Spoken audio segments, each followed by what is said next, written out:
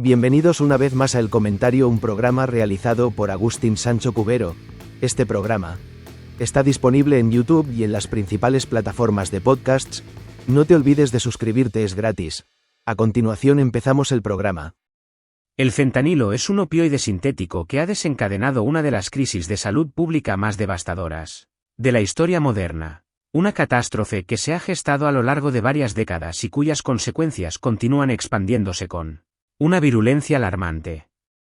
Para comprender la magnitud del problema actual, es imprescindible desentrañar sus orígenes, su evolución y las múltiples facetas que lo convierten en un desafío de una complejidad sin precedentes. Su potencia es el primer factor determinante. Es aproximadamente 100 veces más potente que la morfina y hasta 50 veces más potente que la heroína, lo que significa que una cantidad ínfima, apenas 2 miligramos, el equivalente a unos pocos granos de sal, puede ser letal para una persona sin tolerancia a los opioides. Esta característica no solo lo convierte en una sustancia extremadamente peligrosa, sino también en un producto inmensamente lucrativo para las redes de narcotráfico, ya que su producción y transporte son más sencillos y rentables que los de la heroína, que depende del cultivo de la amapola. La crisis no surgió de la nada, sino que es la culminación de una serie de eventos y políticas que crearon un caldo de cultivo perfecto para su proliferación. Se puede hablar de 3 olas distintas que han marcado la epidemia de opioides en Estados Unidos. El epicentro de la crisis.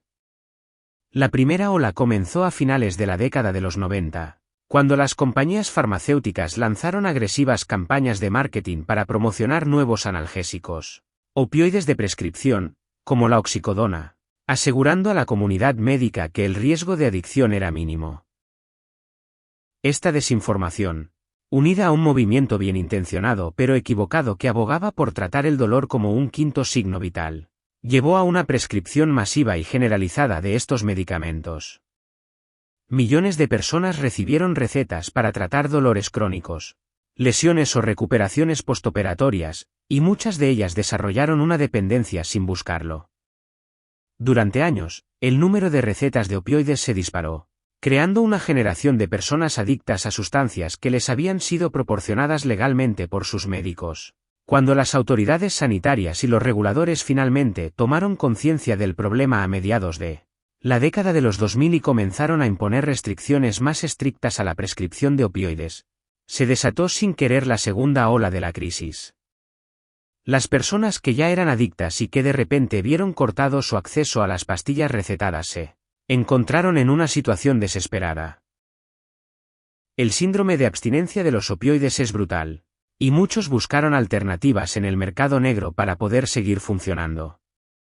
La heroína, otro opioide más barato y accesible, se convirtió en la opción para un gran número de ellos. A partir del año 2010 aproximadamente, las muertes por sobredosis de heroína comenzaron a aumentar drásticamente, marcando una nueva y más letal fase de la epidemia. Sin embargo, la peor etapa estaba aún por llegar. La tercera ola irrumpió alrededor del año 2013 con la llegada masiva del fentanilo fabricado ilícitamente. Los cárteles mexicanos, principalmente el cártel de Sinaloa y el cártel Jalisco Nueva Generación, vieron una oportunidad de negocio sin igual.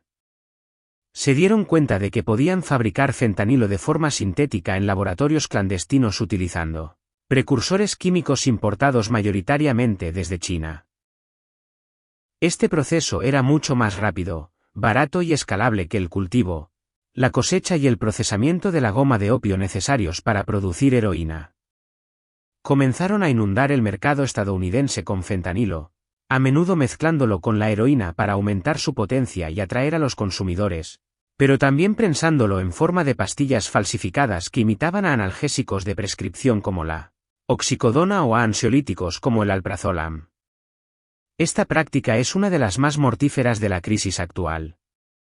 Millones de personas, incluyendo adolescentes y jóvenes que experimentan con pastillas por primera vez, compran en la calle o a través de redes sociales lo que creen que es un medicamento farmacéutico legítimo, sin tener la menor idea de que en realidad contiene una dosis letal de fentanilo. La variabilidad de la cantidad de fentanilo en estas pastillas es enorme. Una puede no tener efecto y la siguiente, del mismo lote, puede matar a una persona al instante. El fentanilo no solo ha contaminado el suministro de pastillas falsas y heroína, sino que también se ha encontrado mezclado con otras drogas como la cocaína y la metanfetamina. Los traficantes lo utilizan como un aditivo barato para potenciar los efectos de otras sustancias o simplemente como un agente de corte, lo que significa que incluso las personas que no son consumidoras de opioides pueden sufrir una sobredosis mortal de forma accidental. Esta contaminación cruzada ha ampliado enormemente el alcance de la crisis, afectando a un espectro de usuarios de drogas mucho más amplio y haciendo que el consumo de cualquier sustancia ilícita sea un juego de ruleta rusa. Las cifras de muertes por sobredosis son un testimonio escalofriante de la devastación causada por el fentanilo. En Estados Unidos, las muertes por sobredosis han superado la cifra de 100.000 al año durante varios años consecutivos, una cifra superior a las muertes por accidentes de tráfico y armas de fuego combinadas. De esas muertes, aproximadamente 2/3, es decir, más de 70.000, están relacionadas directamente con el fentanilo y otros opioides sintéticos. Se trata de una pérdida de vidas a una escala masiva. Una hemorragia constante que ha reducido la esperanza de vida en el país y ha dejado un rastro de duelo y trauma. En comunidades de todo el territorio, sin distinción de clase social, raza o geografía. La fisiología de una sobredosis de fentanilo es rápida y silenciosa. Como todos los opioides, el fentanilo se une a los receptores opioides en el cerebro, especialmente en las áreas que controlan la respiración. Una dosis suficientemente alta provoca una depresión respiratoria severa, lo que significa que la respiración se vuelve cada vez más lenta y superficial hasta que se detiene por completo. El cerebro y otros órganos vitales dejan de recibir oxígeno, y en cuestión de minutos, se produce un daño cerebral irreversible y la muerte. A menudo, la persona simplemente parece quedarse dormida y nunca vuelve a despertar. Existe un antídoto, un medicamento llamado naloxona, que se comercializa bajo marcas como Narcan, capaz de revertir una sobredosis de opioides si se administra a tiempo. La naloxona funciona desplazando al fentanilo de los receptores opioides, restaurando así la respiración. Los esfuerzos de salud pública se han centrado en hacer que la naloxona sea lo más accesible posible, distribuyéndola a primeros intervinientes como policías y bomberos, pero también a amigos, familiares de personas en riesgo e incluso a los propios usuarios. Sin embargo, la extrema potencia del fentanilo a menudo requiere múltiples dosis de naloxona para revertir una sobredosis, y la ventana de tiempo para actuar es muy corta. Además, la situación se ha complicado aún más con la aparición de la silacina, un tranquilizante para animales no opioide que se está mezclando cada vez más con el fentanilo. Esta combinación, conocida en la calle como trancú o droga zombie, no solo potencia los efectos sedantes del fentanilo, sino que la naloxona no tiene ningún efecto sobre la silacina, lo que hace que las sobredosis sean mucho más difíciles de tratar. La silacina también causa heridas necróticas graves en la piel, que pueden infectarse y llevar a amputaciones, añadiendo una nueva capa de miseria y sufrimiento a la crisis. El impacto social y económico de la epidemia es incalculable. Ha destrozado a innumerables familias, dejando a niños huérfanos o bajo la custodia de abuelos o del Estado. Ha sobrecargado los sistemas de salud, los servicios de emergencia y las morgues. El coste económico se estima en billones de dólares, teniendo en cuenta los gastos sanitarios, la pérdida de productividad, los costes de la justicia penal y la reducción de la calidad de vida.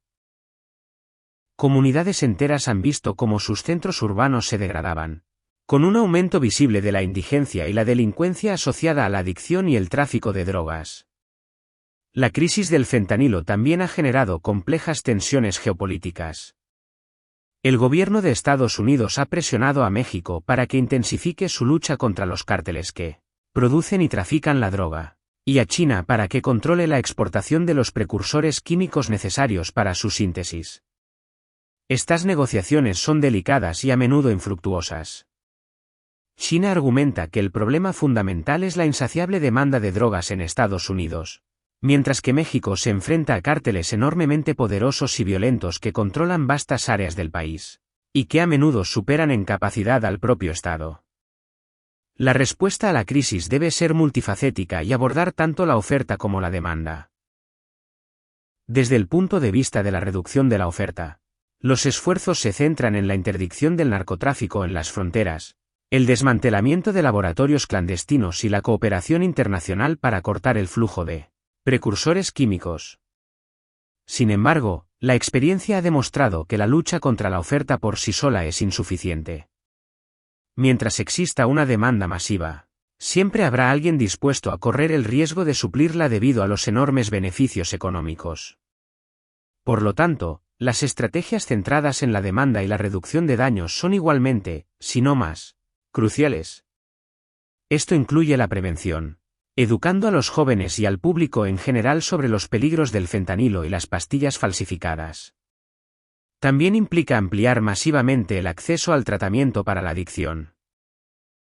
El tratamiento asistido por medicamentos, que utiliza sustancias como la metadona o la buprenorfina para controlar el síndrome de abstinencia y los antojos, ha demostrado ser la forma más eficaz de tratar el trastorno por consumo de opioides, pero a menudo es difícil de acceder debido al estigma, el coste y la falta de proveedores cualificados.